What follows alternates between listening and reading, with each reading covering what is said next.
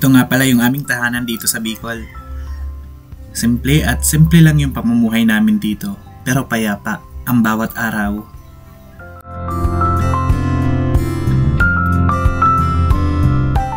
Simple lang ang aming mga pangarap. Ang kasama namin ang mga mahal namin sa buhay sa bawat araw.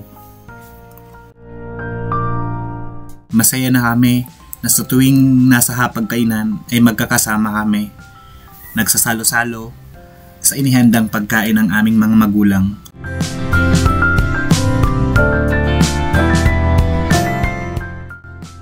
Dito sa probinsya, walang masyadong mga problema. Hindi namin iniisip yung mga malalaking problema dito kasi simple lang yung pamumuhay. Yung magkakasundo ang mga magkakapatid at mga magulang, sapat na para sa amin yun.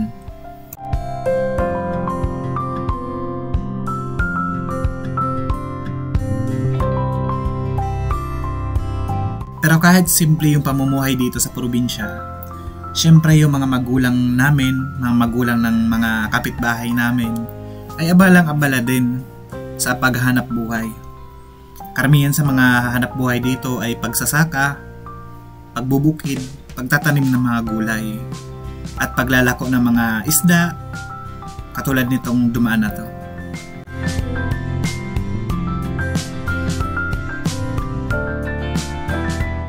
Dito sa probinsya, kailangan masipag ka lang. Siguradong hindi ka dito magugutom kasi andyan lang sa palipaligid yung mga pagkain, mga gulay, prutas, at kung ano-ano pang pwede mo ditong makita.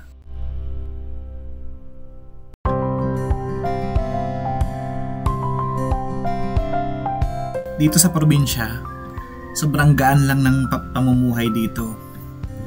Malayo sa mga problema, malayo sa usok at pollution. Mapayapa ang bawat araw.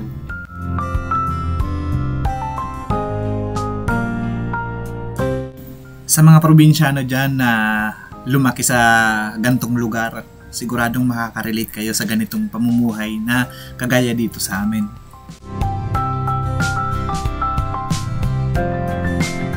Aminin natin na kahit saan man tayo dalhin ang ating buhay, kahit lumayo ka man, siguradong ito pa rin ang nasa isip at alaala mo, ang ganitong pamumuhay sa probinsya. Ito yung kanlungan natin at ito yung alaala natin nung tayo'y mga musmus pa lang.